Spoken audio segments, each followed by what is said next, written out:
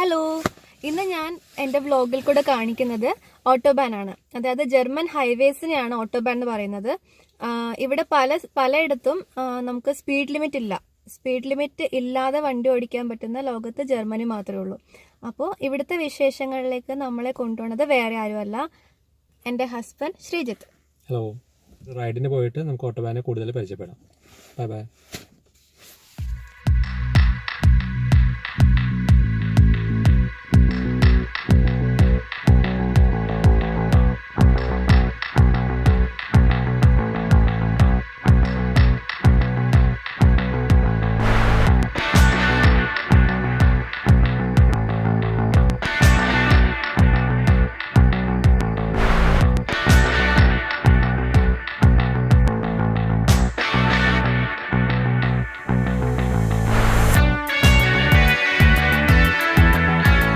നമ്മളിപ്പോൾ ഓട്ടോബാനിലേക്ക് കയറുവാണ്. ഓട്ടോബാനിൽ speed limit ഇല്ല എന്ന് പറയുമെങ്കിലും ഓട്ടോബാനിൻ്റെ അഡ്വൈസറി സ്പീഡ് ലിമിറ്റ് 130 km/h ആണ്. അപ്പോൾ അതിൽ കൂടുതൽ പോകാൻ പാടില്ല എന്നല്ല, ഒരു റെസ്പോൺസിബിൾ ഡ്രൈവർ ആ ഒരു സ്പീഡ് ലിമിറ്റ് മെയിൻറ്റെയിൻ ചെയ്യണം എന്നാണ് ഇവർ പറയണത്. പിന്നെ സ്പീഡ് ലിമിറ്റ് ഇവിടെ വയ്ക്കുന്ന സ്ഥലങ്ങൾ മെയിനായിട്ടും സിറ്റിയോട് ചേർന്നുള്ള സ്ഥലങ്ങൾ, അതുപോലെ ആക്സിഡൻറ്റ് കൂടുതൽ സംഭവിക്കാൻ സാധ്യതയുള്ള സ്ഥലങ്ങൾ, പിന്നെ എന്തെങ്കിലും കൺസ്ട്രക്ഷൻ വർക്കുകൾ നടക്കുന്നുണ്ടെങ്കിൽ അവിടെയൊക്കെയാണ് കൂടുതലായിട്ടും സ്പീഡ് ലിമിറ്റ് ഇവർ കൺട്രോൾ ചെയ്യണത്. പിന്നെ അത് കൂടുതലായിട്ടും ലൈവായിട്ടായിരിക്കും കൺട്രോൾ ചെയ്യുക. അവിടുത്തെ എന്താ പറയുക, ട്രാഫിക്കിൻ്റെയും ബാക്കി കാര്യങ്ങളൊക്കെ ഡിപ്പെൻഡ് ചെയ്ത് ലൈവായിട്ട് ഇവിടുത്തെ സൈൻ ബോർഡിൽ നോട്ടിഫിക്കേഷൻസ് വന്നുകൊണ്ടിരിക്കും എത്ര സ്പീഡ് ലിമിറ്റിലേ പോകാൻ പാടുള്ളൂ എന്നുള്ള കാര്യം. ഇപ്പോൾ നമ്മൾ കയറുന്ന സ്ഥലത്ത് കൺസ്ട്രക്ഷൻ നടന്നുകൊണ്ടിരിക്കുകയാണ്. അപ്പോൾ അവിടെ സ്പീഡ് ലിമിറ്റ് ഉണ്ട്, 100-ലാണ് നമുക്കിപ്പോൾ പോകാൻ പറ്റുള്ളൂ.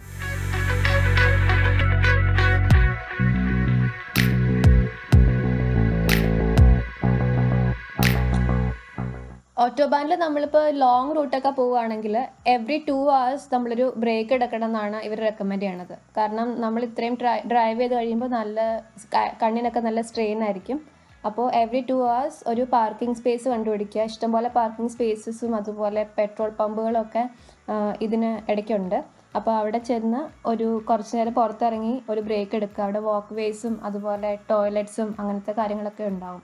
അപ്പോൾ എവറി 2 hours ബ്രേക്ക് എടുക്കുക എന്നുള്ളൊരു തമ്പ് റൂളാണ് ഓട്ടോബാനിൽ ഓടിക്കുമ്പോൾ.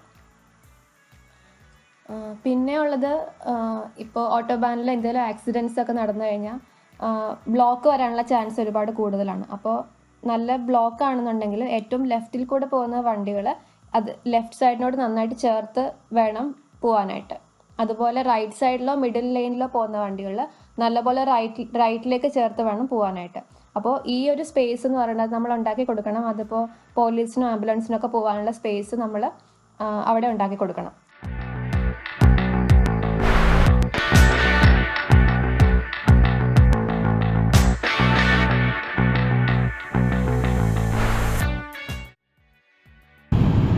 നമ്മൾ ഓട്ടോബാനിൽ ഓടിക്കുമ്പോൾ റൂൾസ് സ്ട്രിക്റ്റ് ആയിട്ട് ഫോളോ ചെയ്യണം.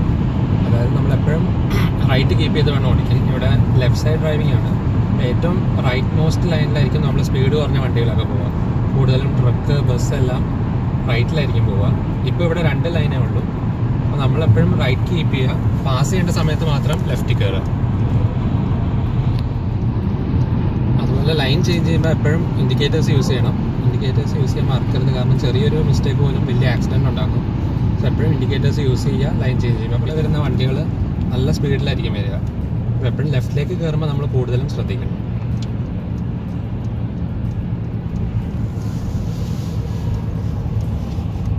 ഇപ്പോൾ ഇതിൽ റോഡിലുള്ള കുറേ സ്ട്രെച്ചിൽ എപ്പോഴും എന്തെങ്കിലുമൊക്കെ പണി നടക്കുന്നുണ്ടാവും, വർക്കുകൾ. അപ്പോൾ ആ സമയത്ത് അവർ എന്ത് ചെയ്യുന്ന പറഞ്ഞാൽ ഇതുപോലെ അവിടെ ഡിസ്പ്ലേ കാണുന്നില്ല, ആ ഡിസ്പ്ലേയിൽ കാണുന്നത് പോലെ അവർ സ്പീഡ് ലിമിറ്റ് വയ്ക്കും. അതുപോലെ അവിടെ വർക്ക് നടക്കുന്നുണ്ട്, വർക്ക് ഇൻ പ്രോഗ്രസ് എന്നുള്ള നോട്ടിഫിക്കേഷൻ വെച്ചിട്ടുണ്ടാവും. അപ്പോൾ നമുക്ക് ആ ഒരു സ്പീഡിൽ ഇതിലേ പോകാൻ പറ്റുള്ളൂ. അതുപോലെ തന്നെ 4 ലൈനാണ് സാധാരണ ഒരു സ്ട്രെച്ച്. അപ്പോൾ അതിനകത്ത് ഇപ്പോൾ 2 ഈ ഒരു സൈഡിൽ ബ്ലോക്ക്ഡ് ആണ്. അപ്പോൾ 2 ലൈൻ മാത്രമേ നമുക്ക് പോകാൻ പറ്റുള്ളൂ.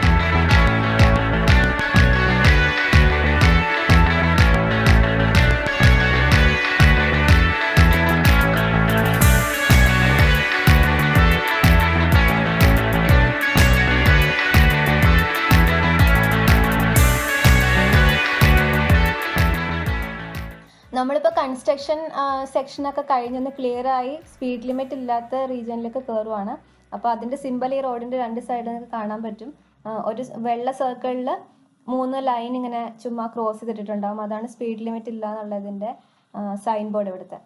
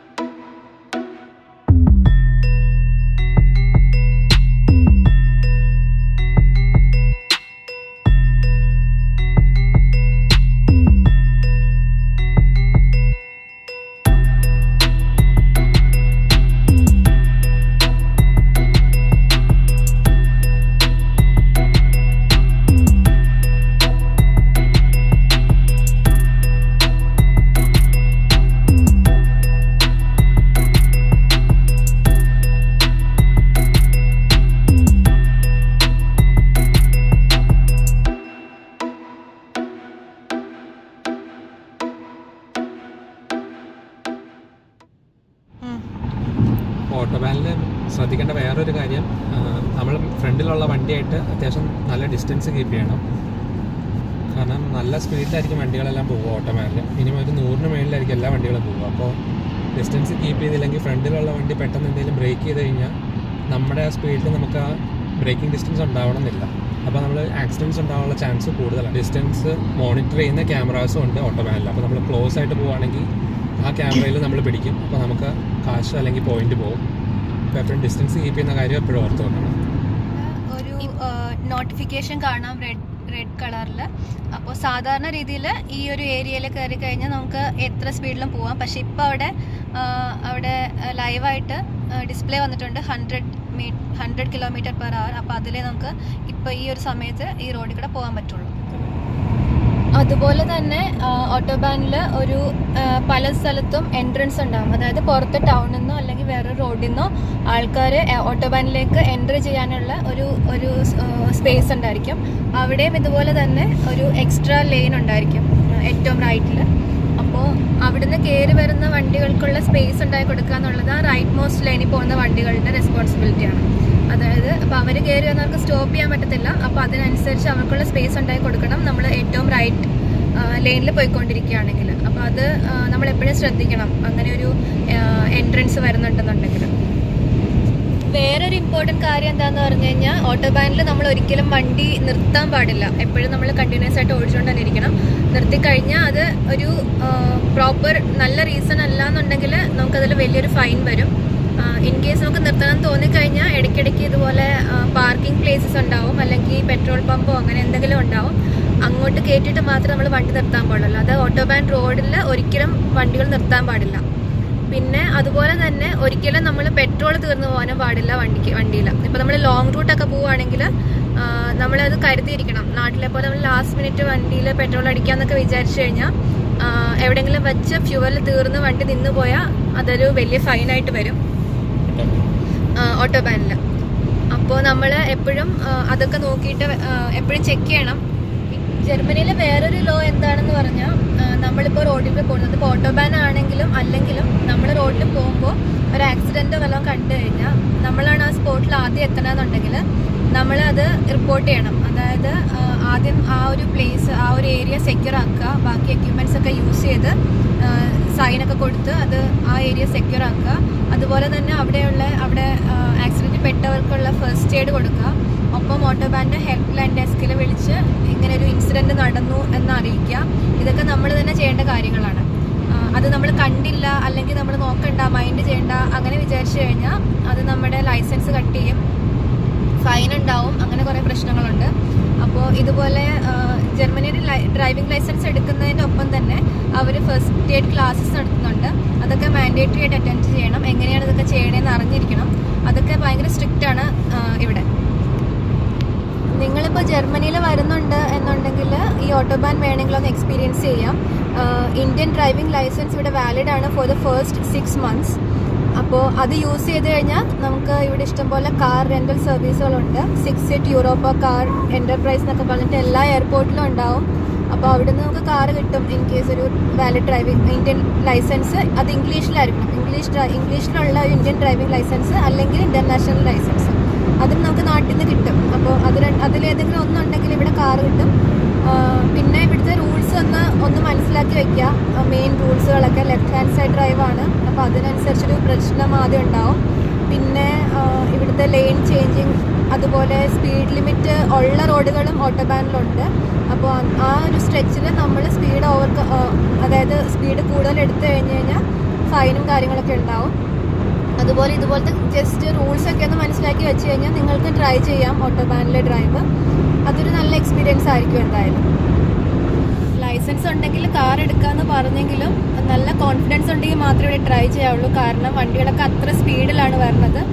അപ്പോൾ നന്നായിട്ട് ഓടിക്കാൻ പറ്റും എന്നൊരു നല്ല കോൺഫിഡൻസ് ഉണ്ടെങ്കിൽ മാത്രം വണ്ടി എടുക്കുക. അല്ലെങ്കിൽ ഭയങ്കര റിസ്ക്കാണ് ഈ ഓട്ടോബാനിൻ്റെ കൂടെ ഓടിക്കുക എന്ന് പറഞ്ഞു കഴിഞ്ഞാൽ. അപ്പോൾ നല്ല ആഗ്രഹമുണ്ട്, അതുപോലെ തന്നെ കോൺഫിഡൻസും ഉണ്ടെങ്കിൽ മാത്രം വണ്ടി എടുത്താൽ മതി. അല്ലാതെ ആഗ്രഹം മാത്രം എടുത്തുകൊണ്ട് വണ്ടി എടുക്കരുത്.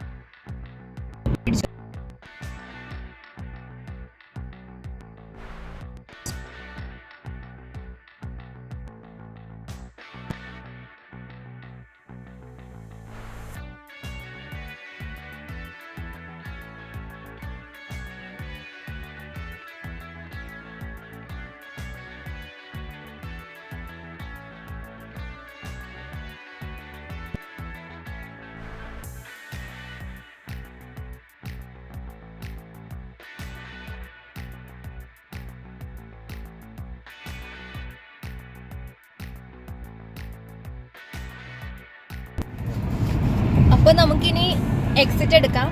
Please take the next exit on the right onto the B75 and then turn right.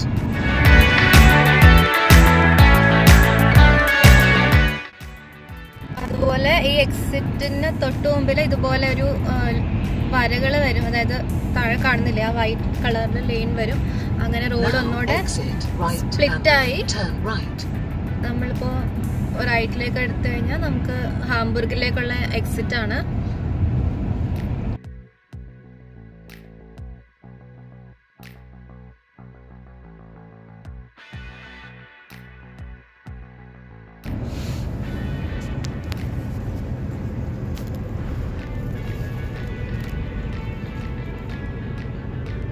So ഇവിടുത്തെ ലിമിറ്റ് ഇപ്പോൾ 60 ആയി. 100 meters at the traffic light, turn right.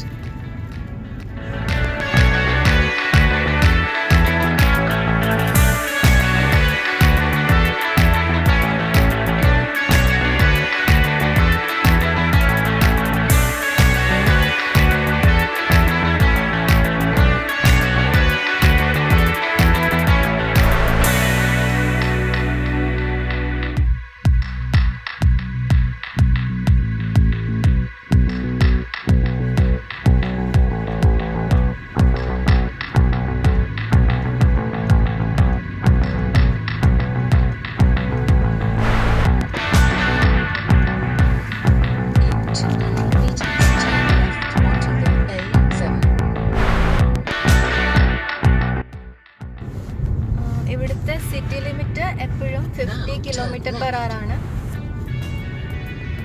ഇതിപ്പോ സിറ്റി അല്ല, ഇതൊരു എന്താ പറയാ സാധാരണ സ്റ്റേറ്റ് ഹൈവേ എന്ന് പറയില്ലേ, അതുപോലത്തെ ചെറുതല്ല റോഡുകളാണ്.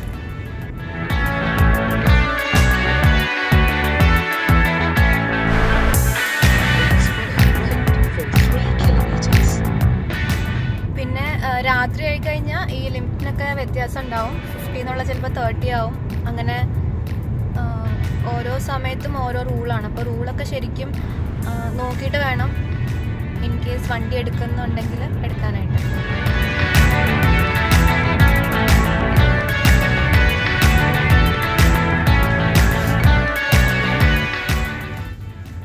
അതുപോലെ തന്നെ ഇതുപോലെ സിറ്റി റോഡ്സ് ഒക്കെ എടുത്തു കഴിഞ്ഞാൽ അതിലെ റൈറ്റ് മോസ്റ്റ് ലെയിൻ മിക്കവാറും അത് ബസ്സിനും ടാക്സിക്കും വേണ്ടി റിസർവ്ഡ് ആയിരിക്കും.